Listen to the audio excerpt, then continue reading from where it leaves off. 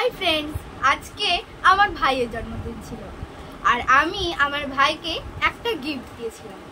সেইটা আমি এখন আনবক্সিং করব। ভাবলাম তোমাদের সঙ্গে একটু শেয়ার করি। চলো আমি আমার ভাইয়ের আজকে আনবক্সিং ভিডিও দেখো। এই দেখো, এটা হচ্ছে আমার ভাইয়ের গিফট, যেইটা আমি ওকে দিয়েছিলাম। চলো এইটা এবার আনবক্সিং করি।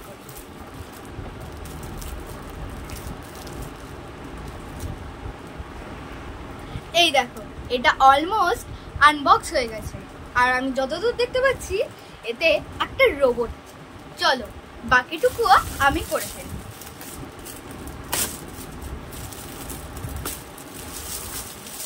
এই দেখো, বললাম না এটা একটা রোবট।